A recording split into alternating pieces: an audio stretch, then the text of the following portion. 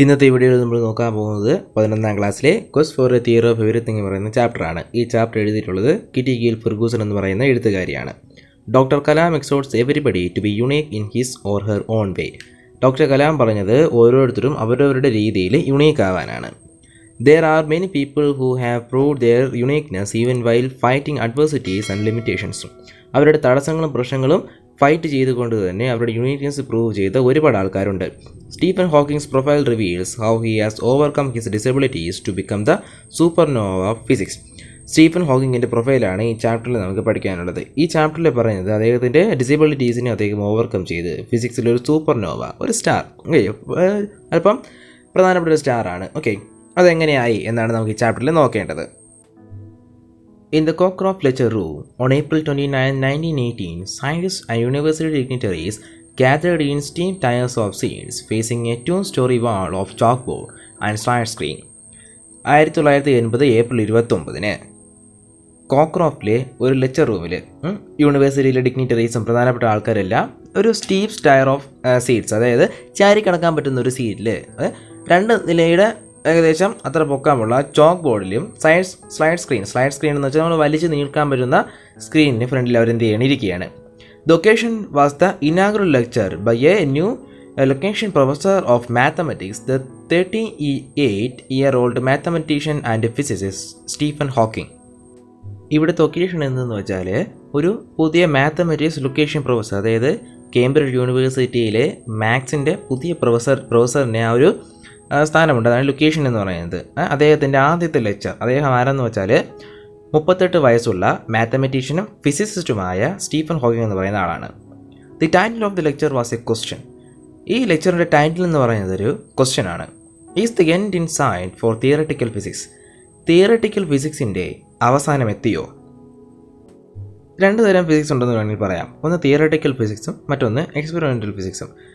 Theoretical physics എന്ന് വെച്ചാൽ full theory ആയിരിക്കും. നിങ്ങളിപ്പോൾ ഫിസിക്സിൽ പഠിക്കുന്നത് പോലെ തിയറിയാണ് അവരുടെ മെയിൻ ജോലി എന്നത്. തിയറി ഉണ്ടാക്കുക, തിയറി കാര്യങ്ങളൊക്കെ രചിക്കുക എന്ന് പറയുന്നത്. എക്സ്പെരിമെൻ്റൽ ഫിസിക്സ് എന്ന് വെച്ചാൽ ഈ തിയററ്റിക്കൽ ഫിസിസിസ്റ്റുമാർ ഉണ്ടാക്കിയ തിയറികളെ എക്സ്പെരിമെൻറ്റ് ചെയ്ത് പ്രൂവ് ചെയ്യുക, അതാണ് അവരുടെ മെയിൻ ജോലി എന്ന് പറയുന്നത്. അപ്പോൾ ഇദ്ദേഹത്തിൻ്റെ ചോദ്യം തിയററ്റിക്കൽ ഫിസിക്സിൻ്റെ അവസാനം എത്തിയോ എന്നാണ്.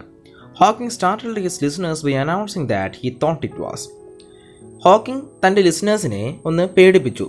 എന്ത് അനൗൺസ് ചെയ്തുകൊണ്ടാണ്? അദ്ദേഹത്തിൻ്റെ മനസ്സിലുള്ള ചിന്ത ഇതാണെന്ന് പറഞ്ഞുകൊണ്ടാണ് അവർ പേടിപ്പിച്ചത്.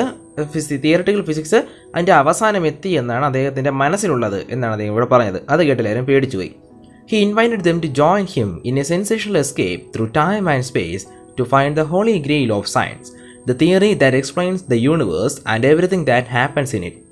അദ്ദേഹം അവരെ ക്ഷണിക്കുകയാണ് ഒരു സെൻസേഷനായിട്ടുള്ള ഒരു ജേണിയിലേക്ക്. സയൻസിൻ്റെ ഹോളി ഗ്രെയിൽ എന്ന് വെച്ചാൽ നമ്മൾ യേശുക്രിസ്തു അവസാനമായിട്ട് അത് കഴിച്ചില്ല, ലാസ്റ്റ് സപ്പർ, അതിൽ ഉപയോഗിച്ചിരുന്ന കപ്പ്, ഇതൊരു പ്രധാനപ്പെട്ട സംഭവം എന്നാണ് പറയുന്നത്. സയൻസിൻ്റെ ഹോളി ഗ്രെയിൽ ഒരു ഹോളി സ്പേസ് കണ്ടെത്തുക എന്നാണ്. ആ ചോദ്യം എന്താണെന്ന് വെച്ചാൽ the theory that explains the universe and everything that happens in it. നമ്മുടെ യൂണിവേഴ്സിനെ എക്സ്പ്ലെയിൻ ചെയ്യുന്ന തിയറിയും യൂണിവേഴ്സിൻ്റെ അകത്ത് നടക്കുന്ന കാര്യങ്ങളെക്കുറിച്ച് എക്സ്പ്ലെയിൻ ചെയ്യുന്ന തിയറിയാണ് അദ്ദേഹം എന്ത് ചെയ്യുന്നത് ഇവിടെ പറയാൻ ആഗ്രഹിക്കുന്നത്.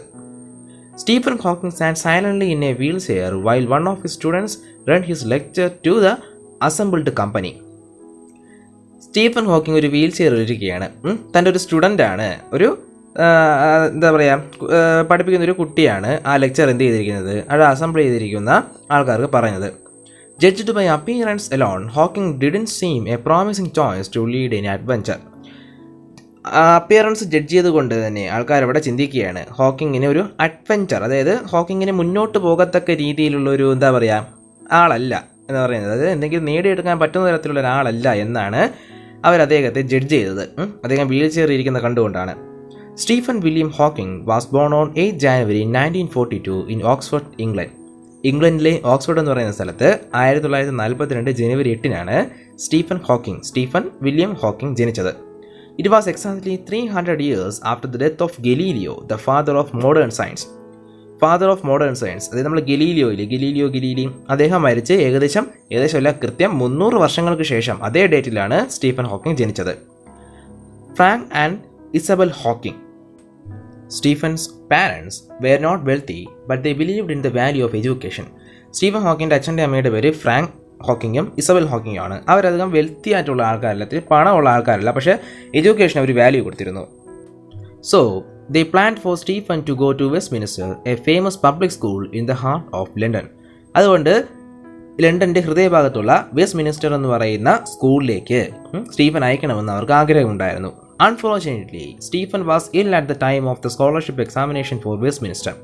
പക്ഷേ ആ സ്കോളർഷിപ്പ് എക്സാമിനേഷൻ്റെ അന്ന് സ്റ്റീഫന് അസുഖം പിടിച്ചു, അതുകൊണ്ട് അത് എഴുതാൻ പറ്റിയില്ല. therefore he attended the local Saint Albans school. അതുകൊണ്ട് അവിടെ ലോക്കൽ സ്കൂളായ സെയിൻറ്റ് ആൽബൺ സ്കൂളാണ് അദ്ദേഹം പഠിക്കാൻ പോയത്. By the time he was 8, he was thinking seriously about becoming a scientist.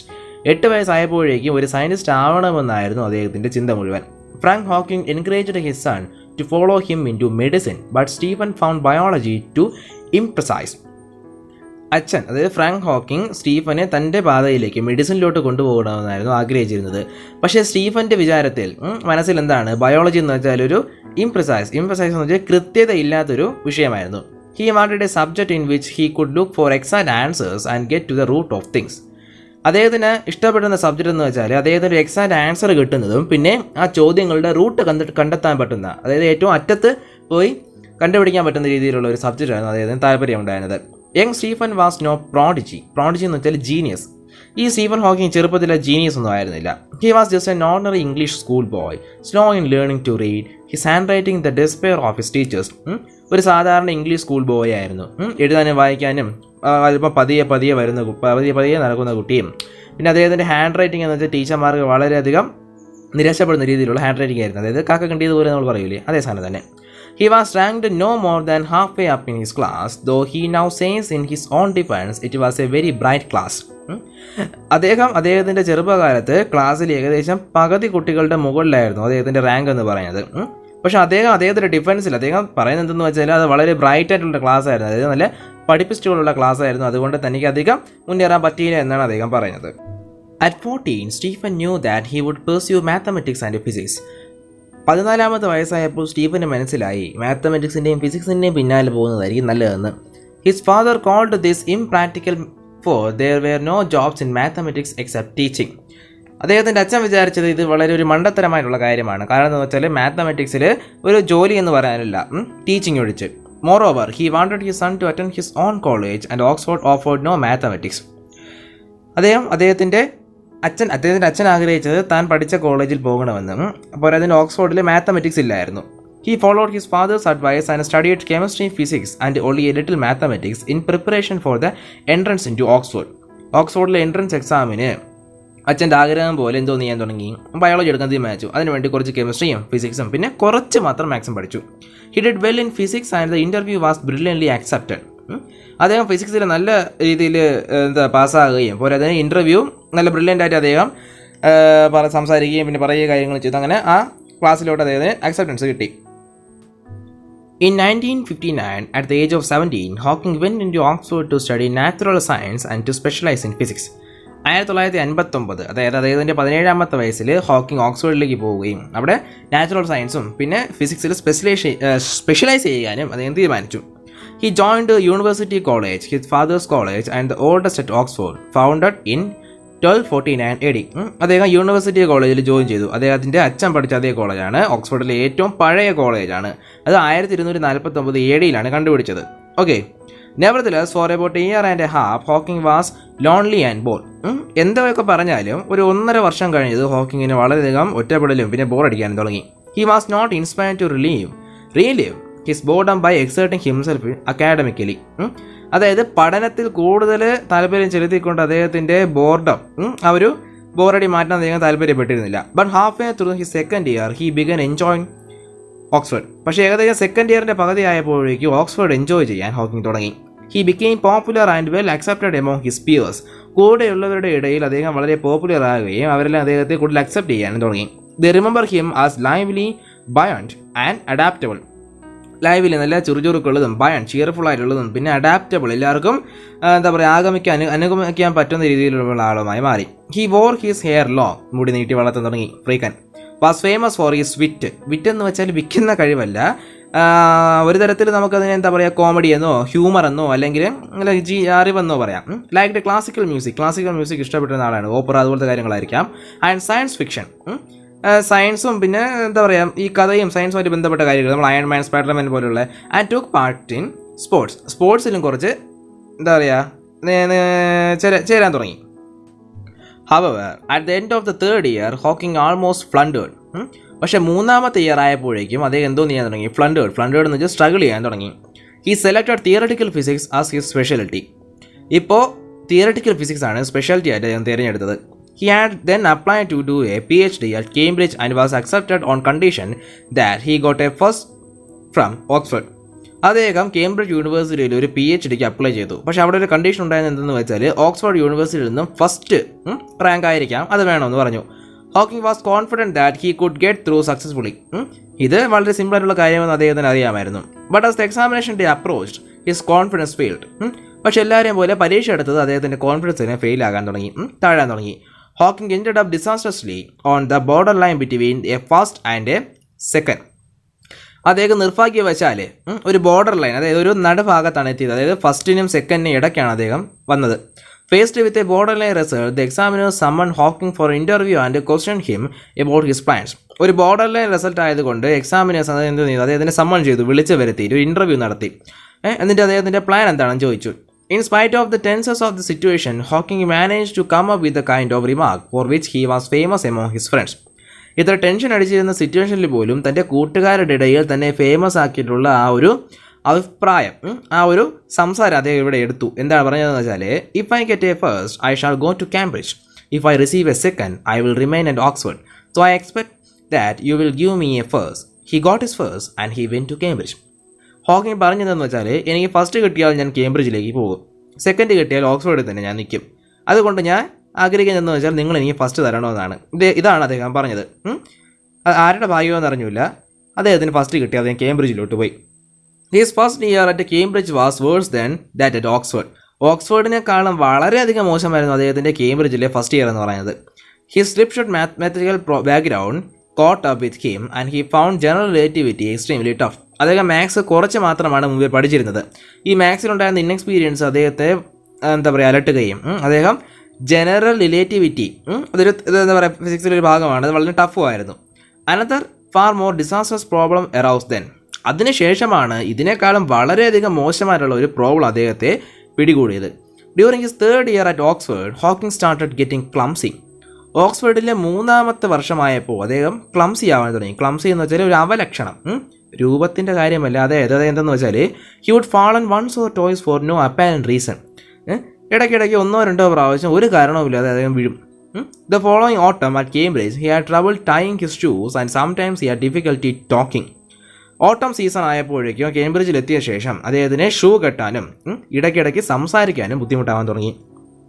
Shortly after his 21st birthday in 1963, Hawking contracted a rare disease, amyotrophic lateral sclerosis, for which there was no known cure. 21ാമത്തെ birthday കഴിഞ്ഞ് കുറച്ച് കഴിഞ്ഞത്, അതായത് 1963 നടക്കുന്ന സംഭവമാണ്. അദ്ദേഹത്തിന് ഒരു rare disease പിടികൂടി, ആമിയോട്രോഫിക് ലാറ്ററൽ സ്ക്ലിറോസിസ്. ഇതാണ് ആ അസുഖത്തിൻ്റെ പേര്. അതിന് ക്യൂർ, മരുന്നില്ല. It caused a gradual disintegration of the nerve cells in the spinal cord and the brain. ബ്രെയിനിലെയും സ്പൈനൽ കോഡിലെ നെർവ് സെല്ലിൽ നശിക്കുക, പതിയെ നാശം പിടിക്കും. അതാണ് ഇദ്ദേഹത്തിൻ്റെ ആ ഒരു അസുഖത്തിൻ്റെ തുടക്കം. At first he went into a deep depression. ആദ്യം നല്ല ഡിപ്രഷൻ അടിച്ചു ചേർക്കാൻ. He did not know what he ought to do or what his future would be like. എന്താണ് ചെയ്യേണ്ടതെന്നോ തൻ്റെ ഫ്യൂച്ചർ എന്താകുമെന്നോ അദ്ദേഹത്തിന് അറിയില്ലായിരുന്നു. My dreams are at that time were rather confused, he admitted. അദ്ദേഹം അഡ്മിറ്റ് പറയുകയാണ് ആ സമയത്തുണ്ടായിരുന്ന എൻ്റെ ഡ്രീംസ് എന്ന് വെച്ചാൽ വളരെ കൺഫ്യൂസ്ഡ് ആയിട്ടുള്ള നിലയിലായിരുന്നു. എന്ത് ചെയ്യണമെന്ന് അറിയാതെ അതൊരു നിലയിലായിരുന്നു. Before my condition was diagnosed I had been very bored with life. എൻ്റെ കണ്ടീഷൻ സ്ഥിരീകരിക്കുന്നതിന് മുമ്പ് അല്ലെങ്കിൽ പരിശോധിക്കുന്നതിന് മുമ്പ് ഞാൻ ജീവിതത്തിൽ വളരെ ബോറടിച്ചിരുന്ന ഒരു പയ്യനായിരുന്നു. There did not seem to be anything worth doing. എന്തെങ്കിലും വേർത്തായിട്ട്, അതായത് എന്തെങ്കിലും നല്ല കാര്യങ്ങൾ ചെയ്യാനൊന്നും തന്നെ ഇല്ലായിരുന്നു. But shortly after I came out of hospital I dreamed that I was going to be executed. ഹോസ്പിറ്റലിൽ നിന്ന് ഇറങ്ങി കുറച്ച് കഴിഞ്ഞതും ഞാൻ സ്വപ്നം കണ്ട് എന്തെന്ന് വെച്ചാൽ, സ്വപ്നങ്ങൾ ഞാൻ ആഗ്രഹിച്ചതല്ല, എൻ്റെ മനസ്സിൽ തോന്നിയത് ഞാൻ എക്സിക്യൂട്ട് എന്ന് വെച്ചാൽ എൻ്റെ അവസാനം എടുത്തു, വധശിക്ഷ എന്നാണ് അദ്ദേഹം വിചാരിച്ചത്. I suddenly realise that there was a lot of worthwhile things to do if I were reprieved. ഈ അസുഖത്തിൽ നിന്ന് അല്ലെങ്കിൽ ഇതിൽ നിന്നൊരു മോചനം കിട്ടിയാൽ, റിപ്രൈവ്ഡ് ആയി കഴിഞ്ഞാൽ എനിക്ക് വർത്ത് വയൽ ആയിട്ടുള്ള ചെയ്യാൻ കഴിയുന്ന രീതിയിലുള്ള ഒരുപാട് കാര്യങ്ങൾ എൻ്റെ മുന്നിലുണ്ട്. Another recurring dream was the idea of sacrificing my life to save others.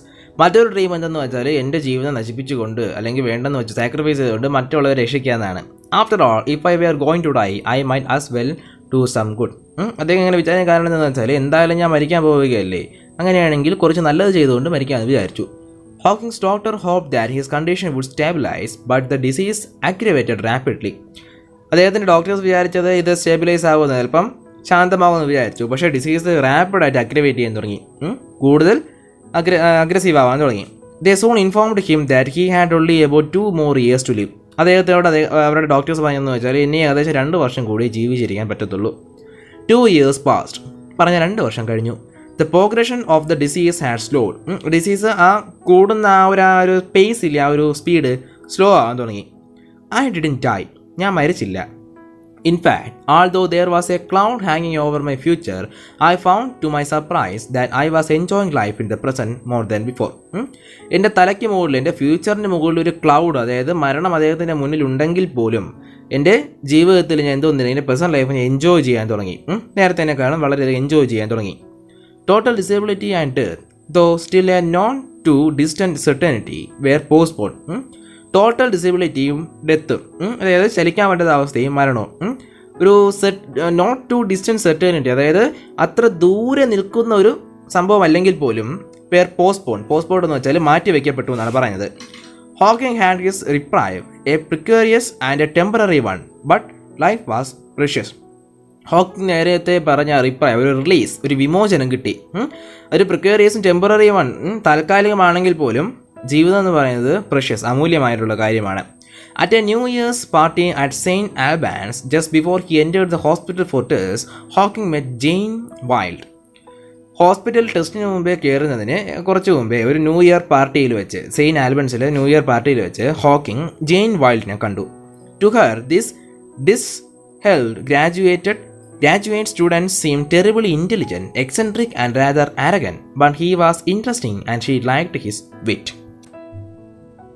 ഡിഷനിൽ എന്ന് വെച്ചാൽ അലങ്കോലമായി കുളിക്കാൻ നടക്കുന്ന ഈ ഗ്രാജുവേറ്റ് ആയിട്ടുള്ള ഈ സ്റ്റുഡൻറ്റ്, അദ്ദേഹം ടെറിബിളി ഇൻ്റലിജൻറ്റ്, വളരെ ഇൻ്റലിജൻ്റ് ആണ്, എക്സെൻട്രിക്, വിചിത്രമായ ഒരാളാണ്, പക്ഷെ അതിനേക്കാളും കൂടുതൽ അഹങ്കാരിയാണ്. എന്നിരുന്നാൽ പോലും അദ്ദേഹത്തിനോട് ചെറിയൊരു താല്പര്യവും അദ്ദേഹത്തിൻ്റെ വിറ്റില്ലേ, അത് ജെയിൻ വേൾഡിനെ ഇഷ്ടപ്പെടുകയും ചെയ്തു. When Jane met him again after his discharge from the hospital, he was really in a pathetic state. ഡിസ്ചാർജിന് ശേഷം ജെയിൻ ഇയാളെ കണ്ടു. അപ്പോൾ ഇദ്ദേഹം വളരെ പെത്തറ്റിക് ആയിട്ടുള്ള സ്റ്റേറ്റിലായിരുന്നു, വളരെ മോശം കണ്ടീഷനിലായിരുന്നു. I think he's lost his will to live. He was very confused, she commented. അവർ പറഞ്ഞതെന്ന് വെച്ചാൽ ജീവിക്കാനുള്ള ആഗ്രഹം നഷ്ടപ്പെട്ട രീതിയിലായിരുന്നു, വളരെ കൺഫ്യൂസ്ഡ് ആയിരിക്കുന്ന ഒരു അവസ്ഥയിലായിരുന്നു അദ്ദേഹം. ജെയിൻ പറയുകയാണ്, she was not however put off by his physical or mental condition.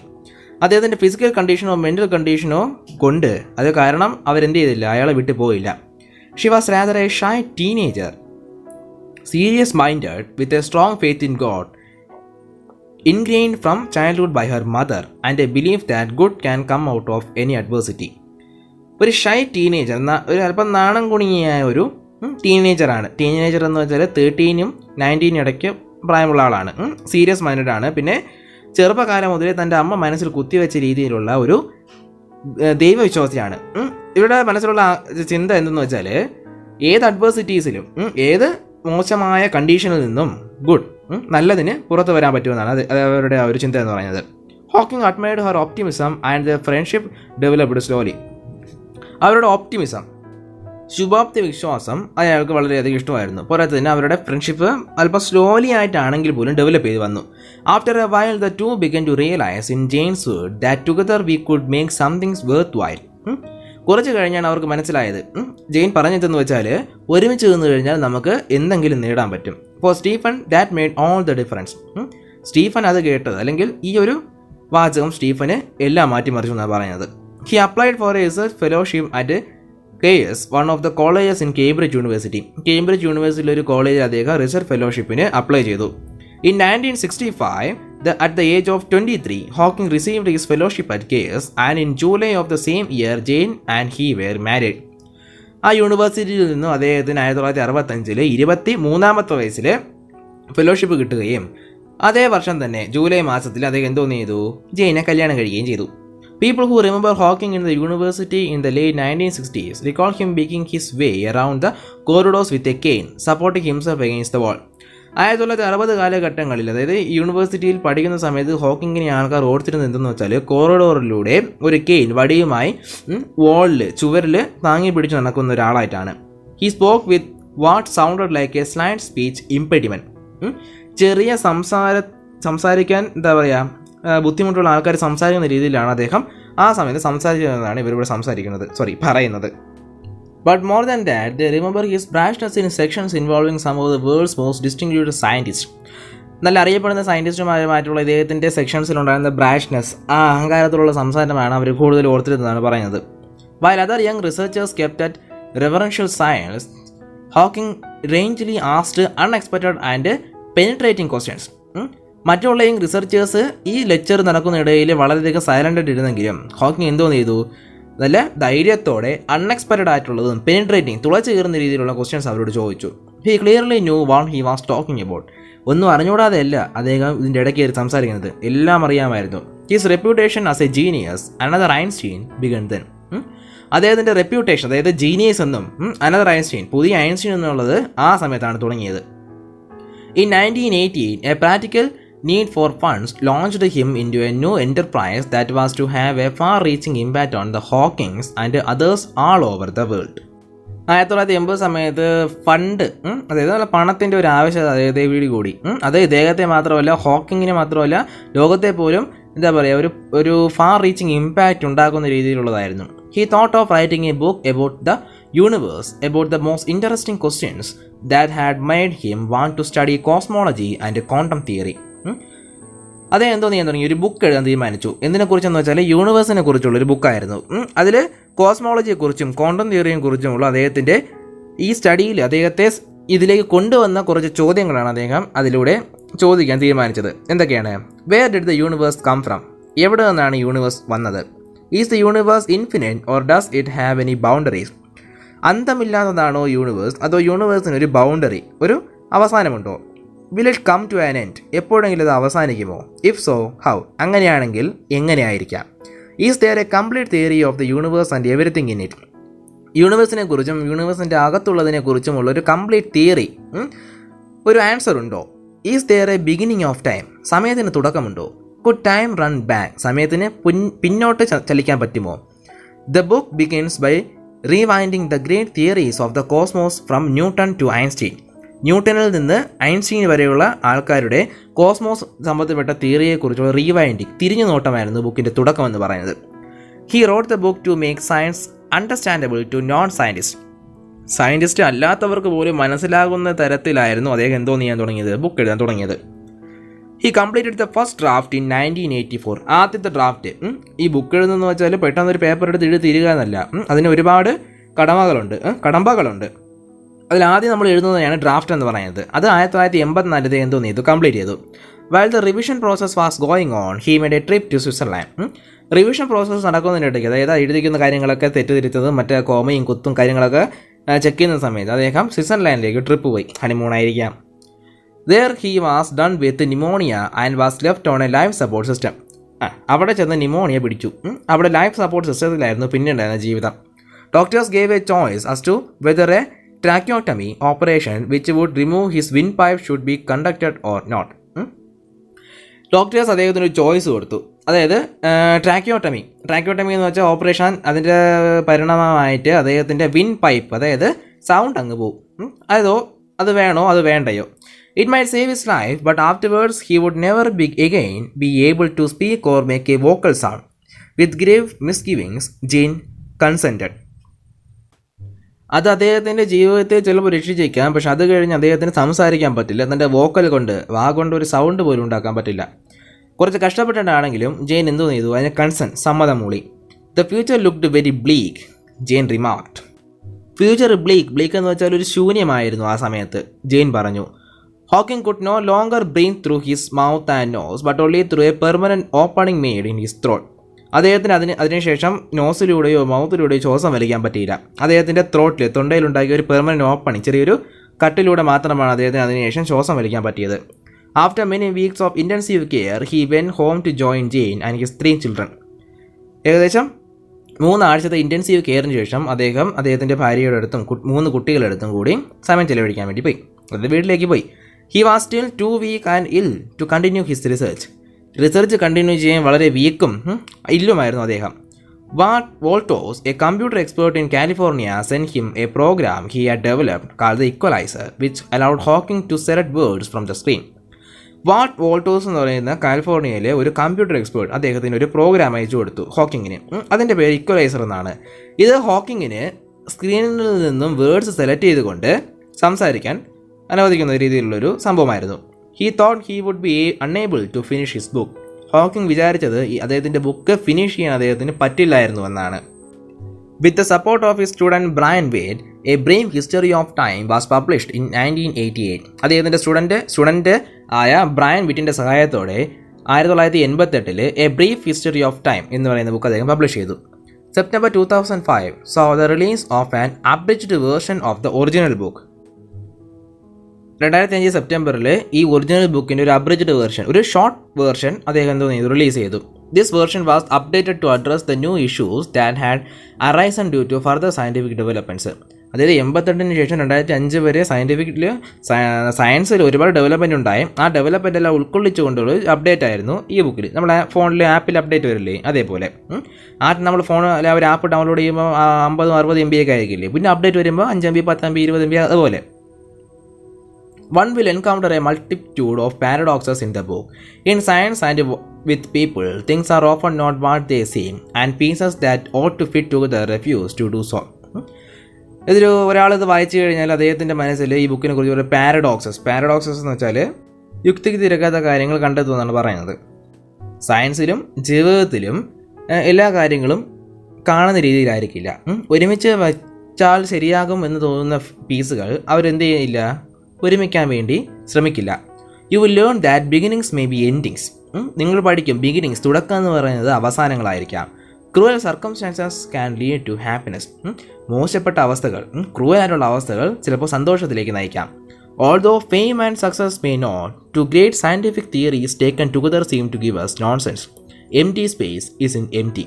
Black holes are in black. And a man whose appearance inspires shock and pity takes us laughing to where the boundaries of time and space ought to be, but are not. നിങ്ങൾക്ക് മനസ്സിലാവാൻ തോന്നില്ല, കുറച്ച് scientific പരമായിട്ടുള്ള കാര്യങ്ങളാണ് നമ്മൾ പറഞ്ഞിട്ടുള്ളത്. 2 scientific theories ഒരുമിച്ച് വെച്ച് കഴിഞ്ഞാൽ ചിലപ്പോൾ അത് നോൺസെൻസ് ആയിരിക്കാം. അത് ഒന്ന്. പിന്നെ പറയുന്നത് എംറ്റി സ്പേസ് ഒരിക്കലും എംറ്റി ആയിരിക്കില്ല. അത് ഒഴിഞ്ഞു കിടക്കുന്ന സ്ഥലം എന്ന് നമ്മൾ വിചാരിക്കുന്നത് ഒരിക്കലും അത് ഒഴിഞ്ഞു കിടക്കില്ല. നമ്മളെ ബഹിരാകാശത്ത് മാത്രമാണ് എംറ്റി സ്പേസ് ഉള്ളതെന്നാണ് പറയുന്നത്, കാരണം അവിടെ എയറില്ല. പിന്നെ ബ്ലാക്ക് ഹോളുകൾ ബ്ലാക്ക് ആയിരിക്കില്ല, ചിലപ്പോൾ വൈറ്റോ നല്ല മഞ്ഞയോ പർപ്പിളോ ആയിരിക്കാം. പിന്നെ ഒരാളുടെ അപ്പിയറൻസ്, ഒരു മാൻ്റെ അപ്പിയറൻസ് കാണുമ്പോൾ ഷോക്കും പിറ്റിയും ദയ നമുക്ക് ഉണ്ടാക്കുന്നതാണെങ്കിൽ കുറച്ച് കഴിയുമ്പോൾ അതിൻ്റെ നമ്മൾ ടൈമും സ്പേസും കാര്യങ്ങളൊക്കെ നോക്കുമ്പോൾ ചിലപ്പോൾ നമുക്ക് ചിരിയൊക്കെ വരാമെന്നാണ് പറയുന്നത്. ചിലപ്പോൾ അങ്ങനെ ആവത്തില്ലെന്ന് പറയുന്നുണ്ട്. It is of course a miracle that Hawking has been able to achieve everything he has, that he is still alive. Hawking അദ്ദേഹം നേടിയ കാര്യങ്ങളെല്ലാം വളരെ മിറക്കിൾ രീതിയിൽ, അത്ഭുതകരമായ രീതിയിലുള്ള സംഭവങ്ങളാണ്. പോരാതെ തന്നെ അദ്ദേഹം ഇപ്പോഴും ജീവിച്ചിരിക്കുന്നു എന്ന് പറയുന്നത് വളരെ അത്ഭുതമാണ്. However, when you experience his intelligence and humor, you begin to take his unusual mode of communication and his obviously catastrophic physical problems no more seriously than he seemed to himself. അദ്ദേഹത്തെ കൂടുതൽ നമ്മൾ അറിയാനും അദ്ദേഹത്തിൻ്റെ ഇൻ്റലിജൻസും ഹ്യൂമറും നമ്മൾ experience ചെയ്യാൻ തുടങ്ങിക്കഴിഞ്ഞാൽ അദ്ദേഹത്തിൻ്റെ കാറ്റസ്ട്രോഫിക്കൽ physical problems, അദ്ദേഹത്തിൻ്റെ മോശം അവസ്ഥയെക്കുറിച്ച് പോലും നമ്മൾ മറക്കുമെന്നാണ് പറയുന്നത്. That is exactly the way he wants it. അതാണ് അദ്ദേഹത്തിന് ആവശ്യമായത്. He chooses to ignore the difficulty and he expects others to adopt the same attitude. അദ്ദേഹത്തിൻ്റെ ഡിഫിക്കൽറ്റിയെ മറക്കാനാണ് ആഗ്രഹം. പോരാത്തതിന് തന്നോട് പെരുമാറുന്നവരോടും ഇതേ ആറ്റിറ്റ്യൂഡ് തന്നോട് കാണിക്കണമെന്നാണ് അദ്ദേഹം ആഗ്രഹിച്ചത്. Stephen Hawking has overcome his crippling disease to become the supernova of world physics. അദ്ദേഹത്തിൻ്റെ ക്രിപ്ലിംഗ് ഡിസീസിനെ ഓവർകം ചെയ്തുകൊണ്ട് ഫിസിക്സിലെ സൂപ്പർനോവയായി മാറിയെന്നാണ് പറയുന്നത്. അപ്പോൾ നിങ്ങളുടെ ചാപ്റ്ററിൻ്റെ വിഷ്വലൈസേഷൻ്റെ കാര്യം, അത് വിഷ്വലൈസേഷൻ നിങ്ങളുടെ ടീച്ചർ കാണിക്കുമെന്നത് ഇവിടെ താഴെ കൊടുത്തിട്ടുണ്ട്. നിങ്ങളുടെ ടീച്ചർ കാണിക്കുമോ എന്നറിയില്ല. എന്തായാലും സ്റ്റീഫൻ ഹോക്കിങ്ങിനെ കണ്ടിട്ടില്ലാത്തവർക്ക് വേണ്ടി സ്റ്റീഫൻ ഹോക്കിങ്ങിൻ്റെ ഒരു ഇൻ്റർവ്യൂ, അദ്ദേഹം ഈ ഡിവൈസ് വെച്ച് സംസാരിക്കുന്നത് ആയിട്ടുള്ള ഒരു ചെറിയ ഇൻ്റർവ്യൂവിൻ്റെ വീഡിയോ ഞാൻ ഡിസ്ക്രിപ്ഷൻ ബോക്സിൽ കൊടുത്തിക്കാം. അപ്പോൾ ഇത്രയേ ഉള്ളൂ നമ്മുടെ ചാപ്റ്റർ എന്ന് പറയുന്നത്. വീഡിയോ ഇഷ്ടപ്പെട്ടെങ്കിൽ ലൈക്ക് ചെയ്യുക, നല്ല കാര്യങ്ങൾ കമൻറ്റ് ചെയ്യുക, ചാനലിൽ പുതുതായിട്ട് വന്നിട്ടുള്ള കുട്ടികളാണെങ്കിൽ സബ്സ്ക്രൈബ് ചെയ്യുക.